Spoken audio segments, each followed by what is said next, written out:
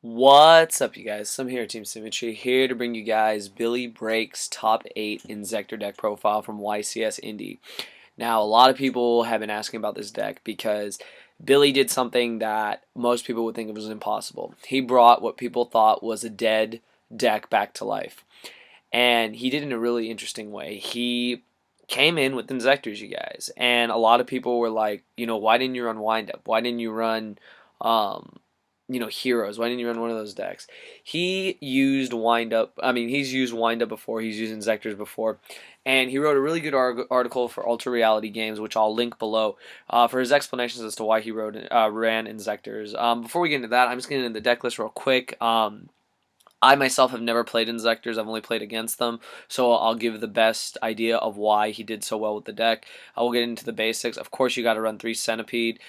He said it himself in his article that this is the heart of the deck, that this card is your main engine. You want to protect this card at all costs. This card is amazing, being able to search out all you need. He ran 3 Inzektor Ladybug. I'm assuming this was to be able to make rank 5s, I guess basically just rank 5s. This card's really good too. You can, use it with Hornet, stuff like that. 2 Mystic Tomato, which was an interesting choice. As you guys can see, he's not running Tour Guide.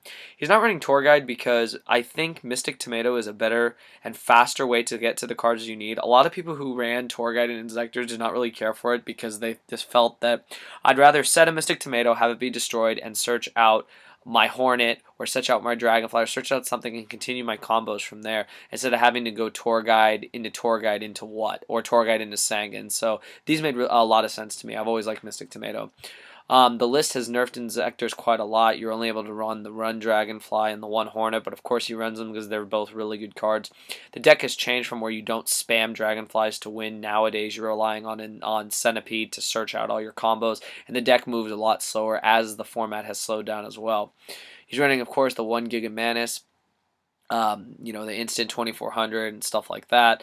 Hand Trap, he's running 2 Veiler and 2 Max C. This was a really good choice. This is what I like to run in Hand Traps.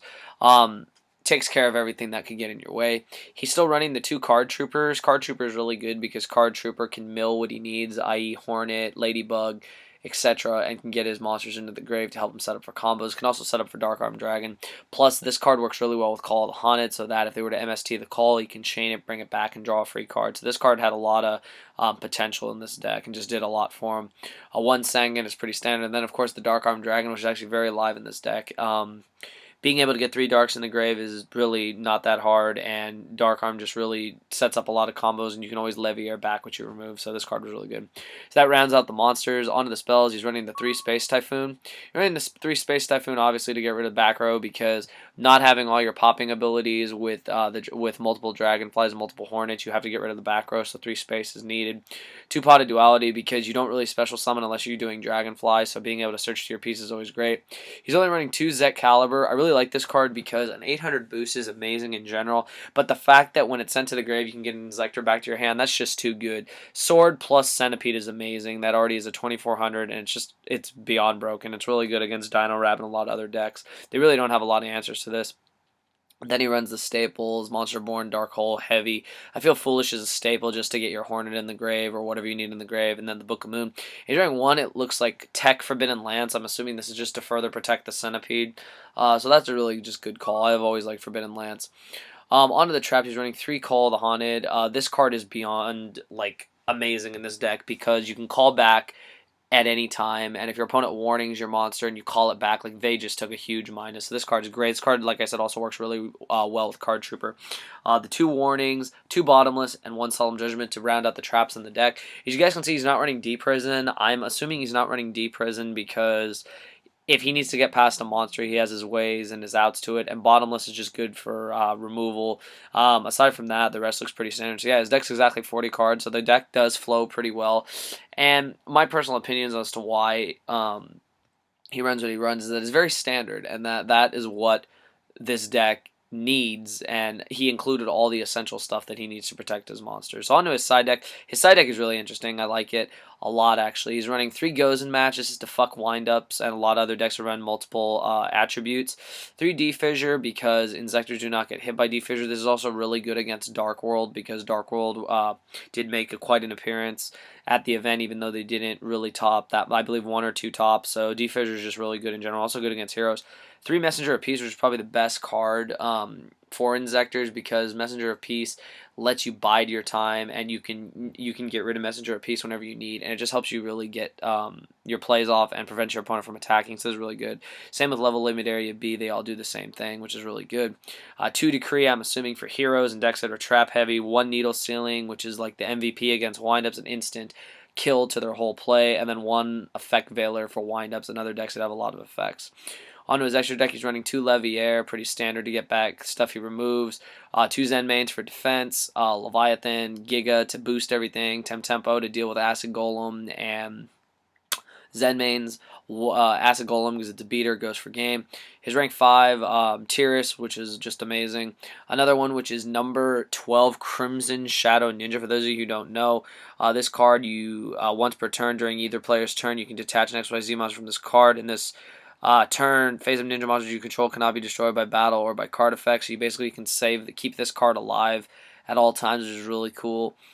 He's running 1 Inzektor Exostag, which I've actually never seen before. You're able to detach 1 XYZ from this card. You can target one monster your opponent controls in the graveyard. Equip that. You're able to equip that card to this card, and this card gains attack and defense equal to half the original attack and defense of that monster. So that's pretty cool. So you can basically just grab a monster and just boost up the attack. So, I mean, that's pretty good. 800 isn't that great a starting base, but I can see why it works. Plus, it's another dark target for Dark Arm. Photon Strike Bouncer, he's able to get his... I don't really know how he summons this, but I'm sure there's a way. I just am not familiar with it. Same with Gaia Charger. When he's used up the Photon Strike, he can just go Gaia Charger, and then 1 Utopia, and Gachi. I'm assuming Gachi is for the Ladybug. So yeah, so that's pretty much it, you guys. That is Billy Break's top 8 finishing Inzektor deck. He did lose to Robbie MCole40 into his Grand Soil Gadget. So why do I think this deck did so well? Not being an Inzektor player, I probably don't have as much insight, but I think what Billy had going for him was that he had the element of surprise. If you read his ARG article, he wanted to run a deck that would take people by surprise. He was basically doing what Jeff Jones did at YCS Toronto with Grand Soil Psychics. No one was prepared for the deck. No one knew what half the deck did, and that's what really gave Jeff the advantage. Here again, even though Inzektors are not new, Billy brought them back, and the way he brought them back was not expected. And people were not prepared. A lot of people were not maining multiple effect veilers. They were not maining Fiendish Chains. With those cards out of the way, Billy had plenty of ways to get his combos off, and I think that's why he did so well. Plus, being the player that he is, and being able to understand the game the way he does, there's no reason why he didn't pilot this deck to such a interesting finish. Now, does this mean that Inzektors are playable again? I don't think Inzektors were ever fully not playable. I just felt that they were crippled so much with only 1 Dragonfly and 1 Hornet that you had to find an innovative way to run them. And believe it or not, this isn't what I'd call super innovative, but I would call it extremely smart. The one goal of this deck is protect your Centipede and use it as much as you can. By doing that, you're going to win. So that was the whole basis around his deck. Like I said, I'll link the ARG article below. This is just a really well-built deck and piloted by one of the best players in the game. So for all those reasons and more, I feel that's why Billy did as well as he did. But let me know what you guys think. Do you think this is a good build of Inzektors? I personally think it's okay. I don't know enough about the deck, you guys. I'm sorry. It's the one deck I never really took the time to get to know, and I kind of regret it now. And hopefully through this profile and other ones, I'll be able to learn more about it. But I feel that Inzektors, if piloted by the right person, can do well at any event. So let me know what you guys think. Do you think it was just the element of surprise? Do you think it was his overall skill level? Do you think it could have been mind games the way he played his opponent? Or do you think that this deck really does have the potential to do well again? So let me know what you guys think. Thumbs up the video. If there's any other decks you want me to cover from YCS Indie, just let me know, and I will get the deck profiles built here on DN and definitely profile them for you. I got a couple games coming up from locals. that I think you guys will really like. They're full matches, and I hope that you guys will just stay subscribed and just continue to enjoy my content. So I gotta say, you guys, hope you guys enjoyed this profile. Thumbs it up. Leave your comments below. I'd really like to hear what you guys have to say, especially you Inzektor players out there, and hopefully you really enjoyed this. So that's all I gotta say, you guys. Thank you for watching.